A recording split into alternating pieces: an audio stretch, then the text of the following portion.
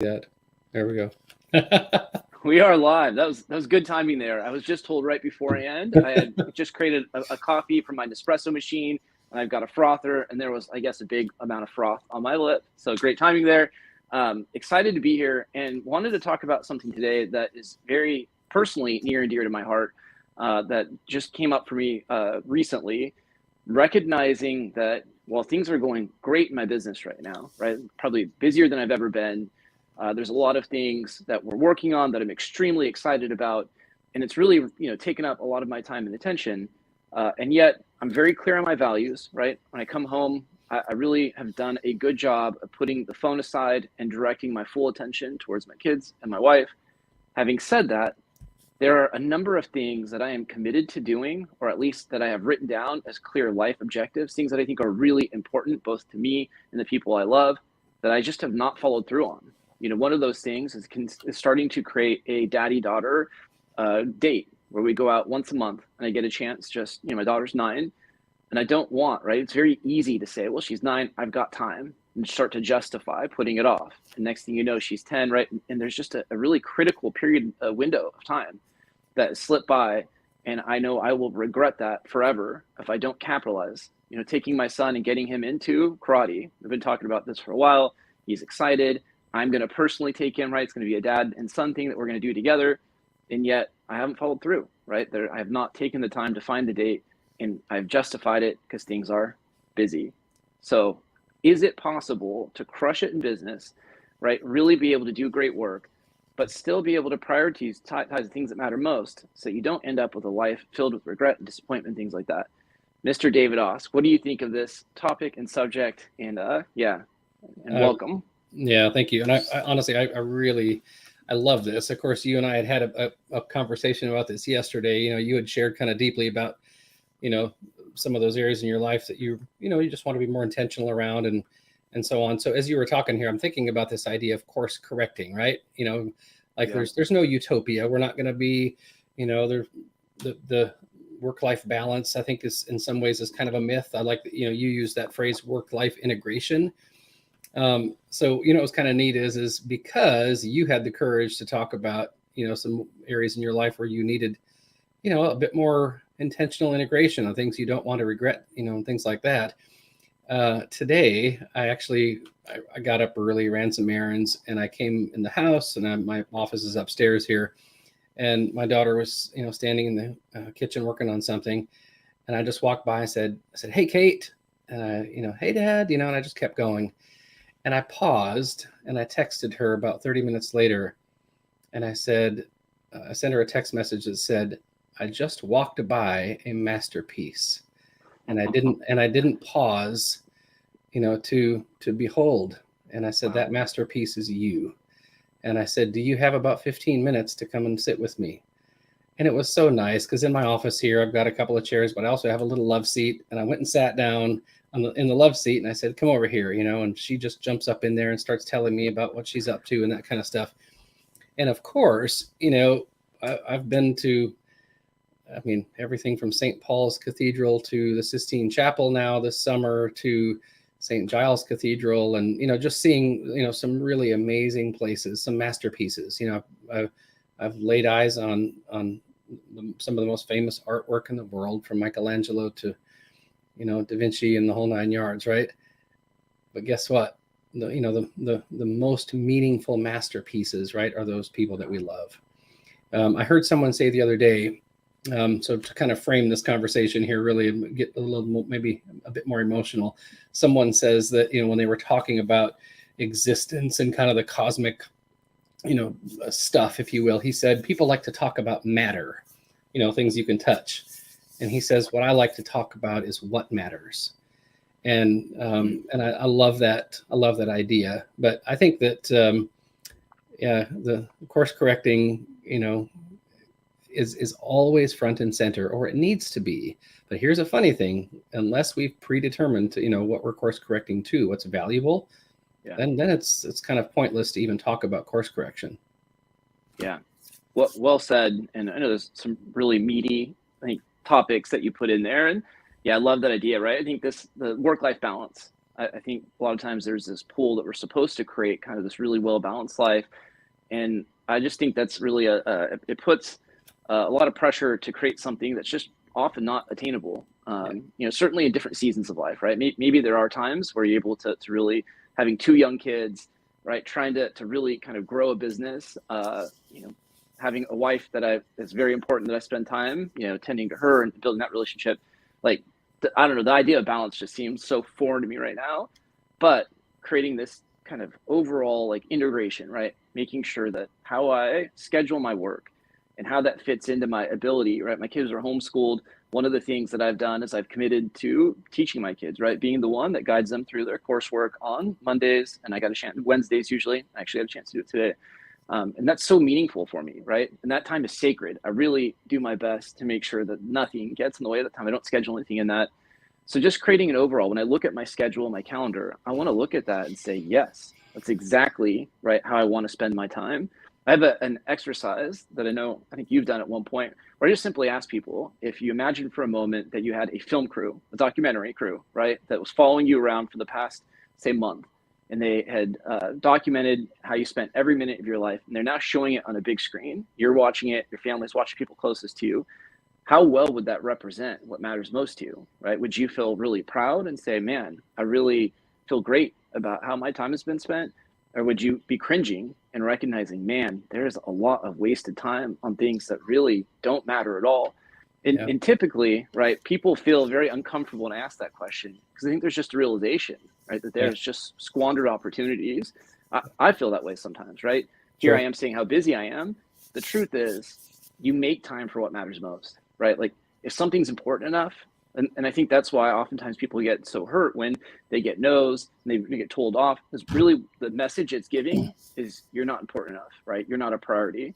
And I don't want, as I'm saying that, like, it's very easy for me to get emotional now. Like, if in any way that's what my kids are experiencing, even though I spend really great quality time with them, but again, I'm not following through on the daddy daughter date. I haven't set this karate thing, and it would absolutely crush me to in any way think that they felt like they weren't important enough that I hadn't followed through. So it's like a call to action. That's why I said it in the group, because I wanted, we have a group that we meet with of 10 men on Monday, and I wanted everyone to hold me accountable because I don't want another month to go by where I'm continuing to say the same things and the same, say, bullshit justifications.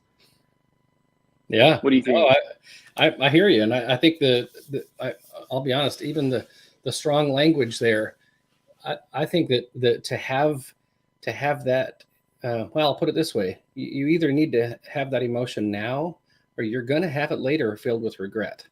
Yeah. I mean, these are things that are, we have an onslaught, right, of things that are vying for our attention. Some things very, very, appropriate that we need to be about, that kind of stuff. At the same time, oh my gosh, can you imagine, a mutual friend of ours, Aaron Walker, who said, I got to the point where I was, had a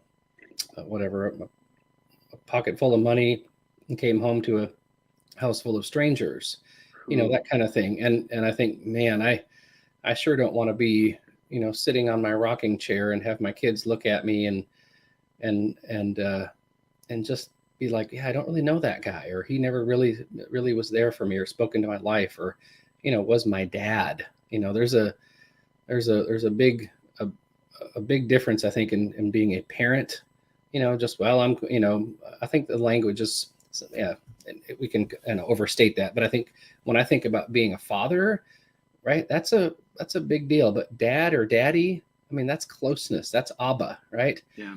And I think that to have that intentionality around our kids with a lot of passion, it needs to be there. They need to see that we are human, right? We make mistakes, but they need to see that we are absolutely passionate about loving them, about raising them, about guiding them, into a virtuous and impactful life.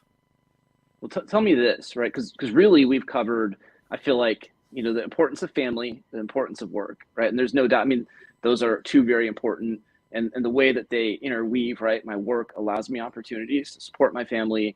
My kids know, like, I love going to work. Right? When I go to work on Monday, kids know I don't feel like it's hard work. It's just really meaningful work. And I don't regret going I love coming home is my, my favorite part of the day, and seeing Yeah. my family and spending time at church. Like there's nothing better for me than going to church with my family. I got my top two values together, Yeah. so I do love these. But is it possible, or I guess where I'm trying to get at this, like we haven't even talked about, like, how do you create time for personal health and well-being? How do you create time for friendships? How do you create time for potentially like leisure and, doing vacations? Is it possible to have holistic like success and fulfillment? What do you think? Absolutely.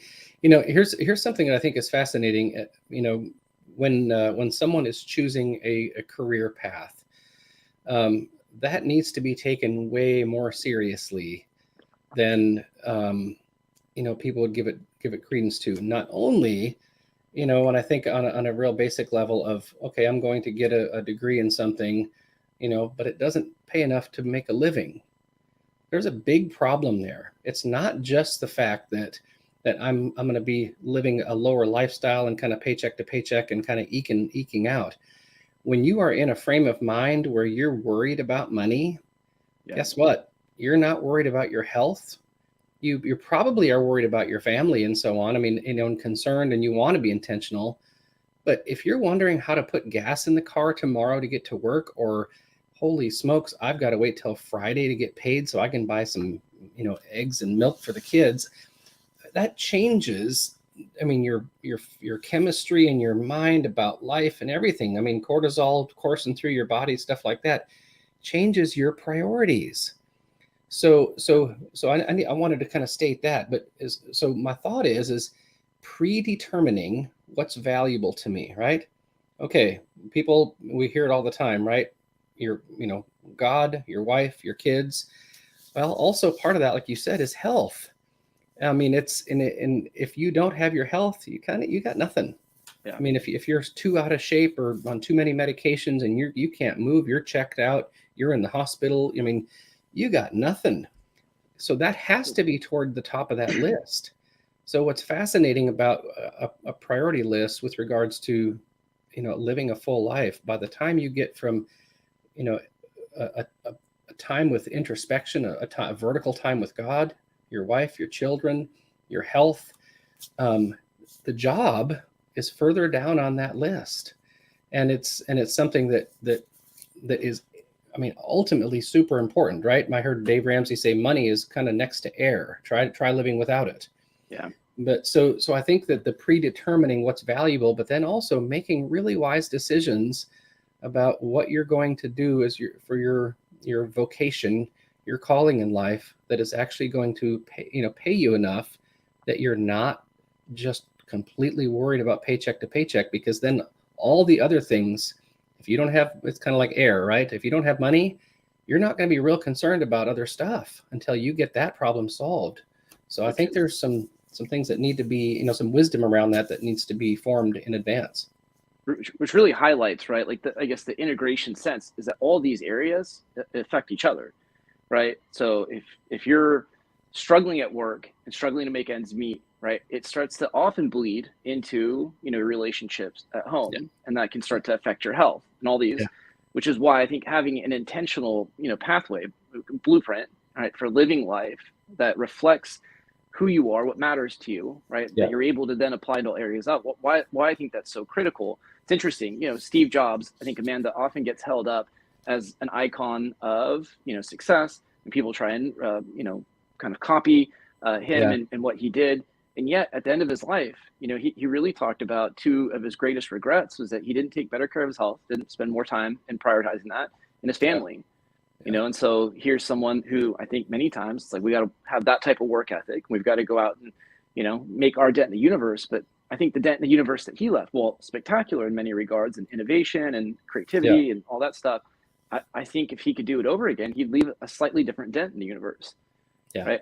How do we live in a way that at the end of our life, hopefully, the dent that we, it's interesting, just the book, The Regrets of the Death and Dying, from Bronnie Ware. She was a hospice care nurse that got a chance to sit with, I don't know the exact number, hundreds or thousands of people in their last few weeks of life. And so she got a chance to hear people actually say, these are the biggest regrets that I have, as they were Yeah. dying. And then she cataloged them. And the number one regret by far was not living a life true to themselves. And it might be easy to look at that and say, well, that's kind of a selfish perspective in the end of life. but really it's not, right? It's just saying living a life true to yourself is understanding what matters most to you. And it's Yeah. about like knowing how, like, did I spend the most amount of my time prioritizing the things that really matter, or did I put other people's priorities, right? Did I get my priorities completely mixed up and I Yeah. spent all those extra hours at work when I could have been at home, right? Reading stories to my kids at night, right? Hugging them, telling them that I love them.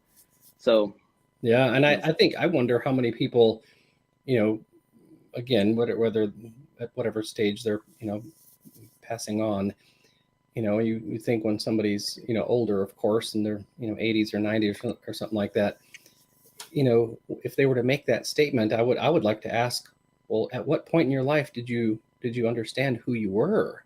yeah. And why did, Good question. and if they said, well, it was in my 60s or something, you don't have to wait till then. Yeah. And, I think obviously after going through your course, a couple of years ago, to understand what is absolutely bedrock to me, and to make decisions based on that has been completely life-changing. I'm glad I'm at the time 46, 48 now. I'm glad I'm not 58 or 68, and really have, just done a little bit of deep work to understand what those things are. Because boy, that would really stink to be 75 and be thinking, boy, I finally figured out who I was, because I just didn't understand how to even get there, right? And that's why, your True North Blueprint really helps people usher them into that space, so they get to answer those powerful questions, that are the bedrock of who they are.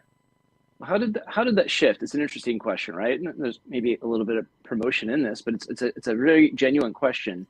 How did it shift your priorities, and how did that, like, from a practical standpoint, how did that make a difference in your quality of life, as you went through and had maybe a more stronger foundation in understanding who you are? And Yeah, a funny thing I think one of the main things, I think I was doing much of what was meaningful, not completely, but it was the assigning of meaning to those things. And then, having a vocabulary to describe, man, this is what's important to me. This is why I do this. This is the intended dent, right? And to have a vocabulary that just describes those things was really helpful.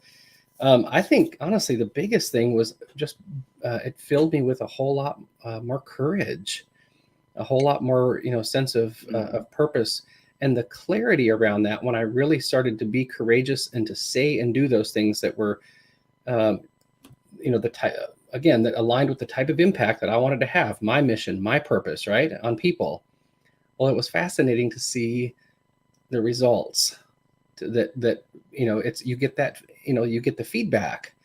So again, one of my biggest core values, my second one, is being an inspirer, an encourager, breathing life into dead places in people, and but not compliments, not a bunch of puffy smoke, but really validating the gold, that I see. My favorite quote, right, that Benjamin Disraeli, the greatest good you can do for another is not to give them your riches, but to reveal to him his own.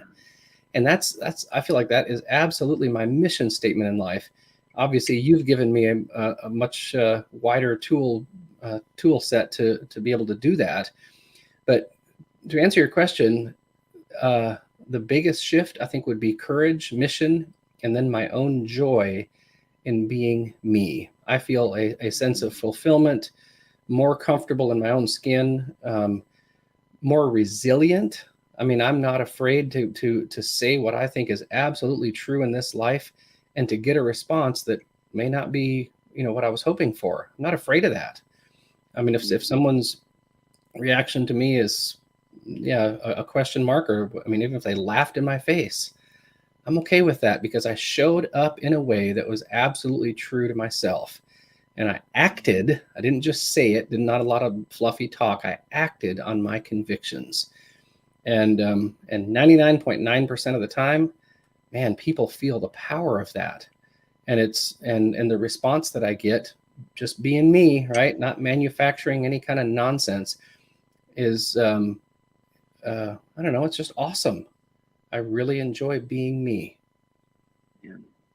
Hallelujah. That is powerful, right? And I think it's interesting, the power of language, right? Being able to really, I've had quite a few people who in some of the initial conversations and right starting to go, it's like, well, even going through the core values process, well, I know what's important to me, right? And I kind of know my core values, and then often I'll ask, and they have a vague sense, this very nebulous sense, but Yeah. it's amazing when you start to drill down with specificity, right? And be able to actually give a very precise language.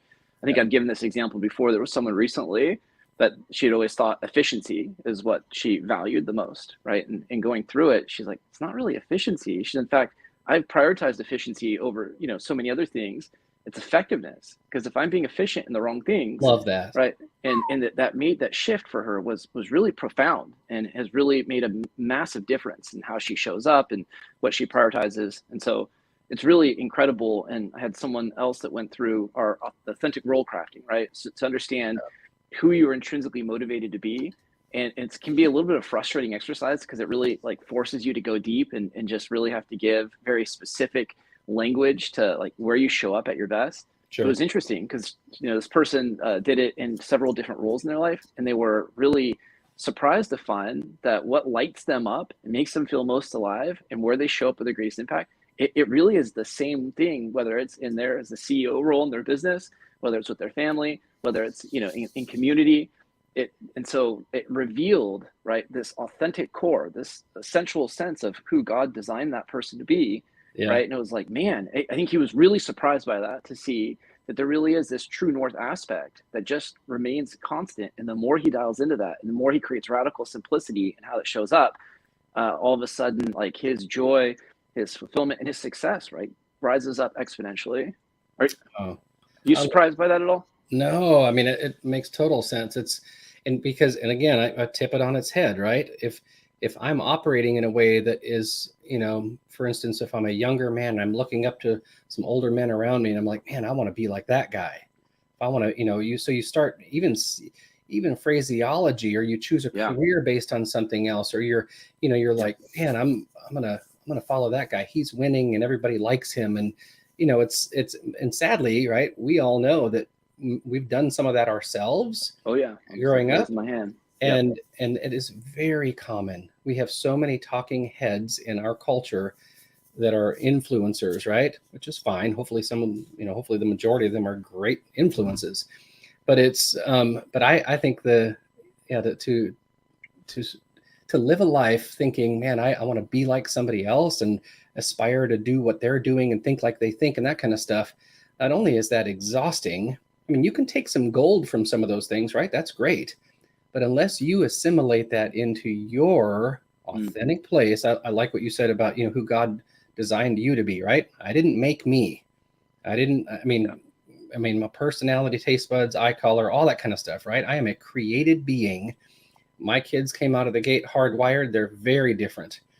And as they were, growing, they were just being themselves, right? They weren't, I'm going to choose this real hard line personality. No, they're just being themselves.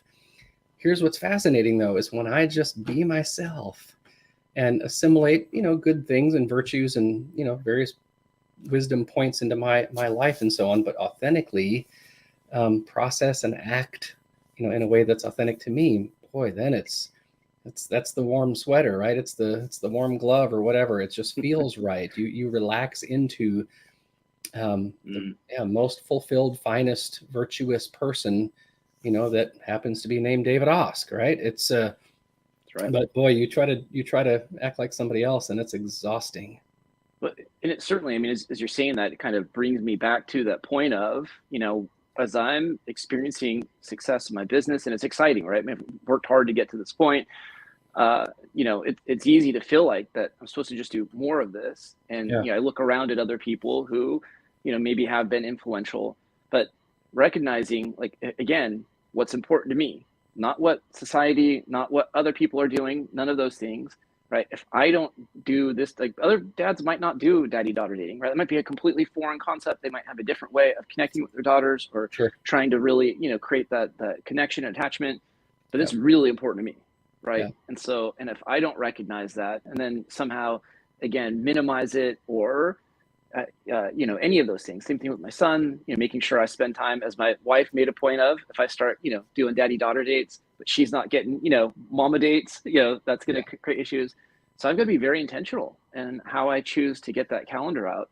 And again, what I say no to, we've heard this over and over from some of the people that have gone through, the coaching with you and I, where they really started to dial in what they said yes to and no to, and they got so clear, right? Yeah. They've done programs like the Boundaries program, that's really great, but they're like, man, I wish I had done the identity work first, because my boundaries are so much clearer once I understood who I was. And it allowed them, there's an issue of prioritizing from a broad perspective, like getting out my monthly calendar, right, and understanding what matters most. But then there's the ability to prioritize in real time when you have to make decisions, right? And you're pulled in different directions. I don't know, does that make sense? And like, how have you been able to prioritize in real time when sometimes you might feel a conflict? Someone is, asking you to do something and you don't want to let them down, but you've got a competing priority. I don't know, how have you been able to effectively prioritize in real time things that matter most? I mean, I've gotten way better at that, recently. And it's, for instance, I brought this up before, but, music for me, right? I live in Nashville. I moved here for music, and I do multiple things, but music to me is a wonderful creative outlet. I love to sing. I like to give people's goosebumps, the whole 9 yards, right? But at the same time, I have chosen some other things that are actually a priority over that, of course. And so, this last year, I've just had to say no to some things. I mean, it's funny. A buddy of mine is in Sioux Falls, South Dakota today, and there's a big cathedral there. My friend Dan Goler asked me to sing there a couple of times, and I just can't stand like saying no, But it's, I mean, he's very gracious to me and keeps asking too. But I've said no, that I can't do, six. I think it's 6 concerts, 6 nights in a row up there. I would love to do that, of course. But at the same time, I know full well the work that it would take to put into that, let alone the week being gone, that kind of stuff. I don't have literally don't have the time to do it, but the mental margin, to really laser in on something like that. And a few other things that I've turned down that in the past, I'll be honest, I would not have turned down, because they were kind of glitzy and glamorous, and it would have been fun to talk about those things, and maybe brag about them a little bit, that kind of stuff. But it's just not a priority anymore. And I'm so grateful that I understand what's important to me, and I have the ability to do it, right? At least we live in a space-time country where there are options. So we need to say that too. But I'm so grateful that I'm able to make choices that align on that clear, radical, clear priority list, so that I have time, for vertical, right, horizontal, and relationships, and paying the bills, that kind of thing, as well as some margin in life, as opposed to what I used to do, the human doing versus a human being thing. And man, I was a doing for so long. I still slip into that sometimes. There's no getting around it. But at the same time, the last couple of years for me, after doing your work, right, have been absolutely transformational for me. Well, I feel like some of the things that have been instrumental, and I don't mean to speak for you, but I imagine it's true, correct me if I'm wrong, that we've also, created community where we can speak out the things that matter. And so we're held accountable to those things. We're supported, we're encouraged, right? People know what our core values are, and they know what our objectives and goals are. I think that's a critical piece to being able to make sure that you don't end up with a life full of regret and disappointment. Right? I think, so much of life can be easily put on like autopilot, and autopilot in, the regard I'm speaking to it right now in a negative way, where I'm just unconsciously going through life, right? I unconsciously react to my emotions and, stop to think about, is this how I actually want to respond? Is this consistent with the man that I desire to be and who God made me to be? And so like being able to get out of that subconscious drive, and then being able to create habits that are actually aligned with, the character strengths that I have, the virtuous impact I want to have, so that hopefully my autopilot eventually, right, is leading me more and more further down that true north path. But I guess just to acknowledge, right, this is not necessarily an easy thing to do. But when we don't do the work, right, like it becomes increasingly harder. The longer we wait, the more challenging it becomes. So they say that the best time to plant a tree is like 20 years ago. Second best time is right now, right? So wherever you're at in life, right, Yeah. if you really want to start to create more traction, if you really want to feel like, man, my business is important, I need to be able to pay the bills, but I don't want to do that at the expense of my marriage, right, of my relation, of my kids, of, you know, my health, then it is really, really critical to start to drill down right now and to be able to give a name to the things that matter most, to be able to start to understand what tools and skills and strengths that you're bringing to this challenge. Like, you know, there's a lot of people out there that do work every day that maybe they're good at, but man, it is depleting. They just come home and they've got no bandwidth or margin left to be able to offer anyone. So they're operating out of a place of depletion, Yeah. as opposed to when you start to, you know, I think that's what you're getting at earlier too, is understanding your vocation. And when you're able to do work that aligns with something that actually matters, you change your mindset around it, or it Yeah. feels like something, you know, it's possible to do phenomenal work that you get paid really well with to do, right? But you feel energized at the end of the day. I mean, I wouldn't say 5 days out of the week that I'm that way, but there's Yeah. many days I'm coming home on an absolute high, right? Like Yeah. I'm like, yes. And then I get to come home and I get to bring the fullness of, you know, the achievements and the how I was able to help people, and I'm able to bring that joy to my family, right? And I'm able to celebrate, and I'm able to bring kind of that authentic self to them. I love that. Yeah. Yeah. I think something, as you're talking there too, it needs to be, you know, so if somebody's listening to this and they're thinking, man, you know, where am I at with this? Am I living in a way that's authentic to me?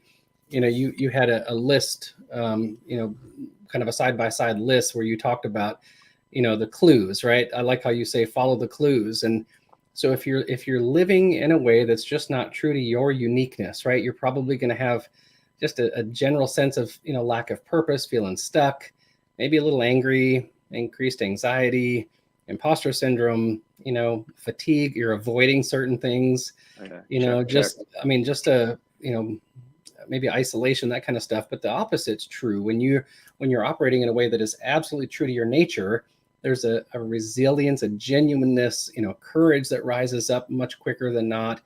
Maybe you know, you're more compassionate to people. There's just a general sense of freedom in your life that, you know, you're living autonomously. You've got a clear sense of purpose in your life. You feel like you're guided by your internal standards and not being pushed around by, you know, culture and things like that, or overbearing family members or something like that, right? I think one of the things that you said a while back is that your best self, you know, has risen to the top, and it just feels good to get up in the morning and act in accordance with that person. Yeah. So I think that yeah, those juxtapositions need to be, you know, looked at, those clues, right? Yeah.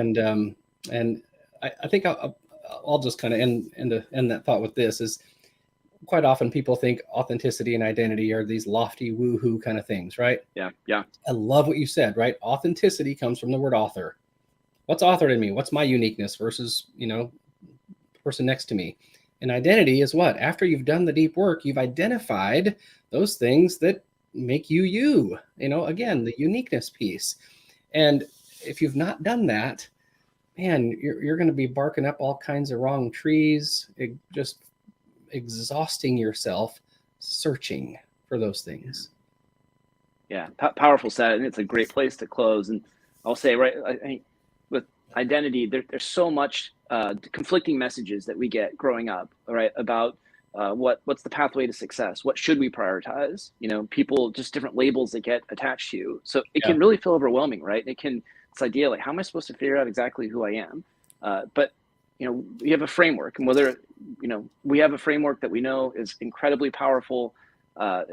We've seen people go from a place of deep kind of uncertainty and really frustration to a place of radical clarity. But whatever framework you're using, right? I can't tell you that once the identity gets set and you're able to put in the, you know, your identity is like, you know, your core code, right? That essentially sets out the instructions for everything that you do. Yeah. So you want to know why you end up in the places that you do in life? Well, your identity is driving all of it. Yeah. And so when suddenly you change that core code and it's aligned with what you actually care about most, right? And it's a great, like, this is where your purpose comes from and your passion's driven into that. All of a sudden you just notice that you start ending up in these places that are so much more rewarding, fulfilling. I know for me, my headspace was so much clearer. I was able to go to sleep at night with a clear mind. I was able to wake up without immediately feeling at conflict with myself and judgment and all those things. So, just reiterating Yeah. some of those clues that I think will let you know if you're on the right path. Yeah. And again, whether it's you as an individual, you as a dad, a husband, you're leading, an organization, a company of some sort, right? And when you clear that stuff up, well, then everything else starts to roll, from that clear place. But again, if you're trying to lead yourself, let alone leading other people, and you've not done that work, the internal culture that you have is going to impact and make ripples on everyone around you. Yeah, beautifully said, right? Yeah, it's a great place to end. We just want to encourage everyone again, like, when you start to create a life that has intention behind it, right? That there's a design, that there's a sense of, I know what's important, and I'm actually, creating goals, and I'm setting aside margin of time to do those things. Yeah. It really is awesome. So we want to encourage, and I'm pointing the finger right directly at myself on this too, so that hopefully next time we come on here, maybe I can just tell you I've got on the calendar, or I've already gone on my first daddy and daughter date. I've gone on a date with my wife, and we've been able to schedule that karate appointment with my son. That's awesome. All right. Thanks, brother.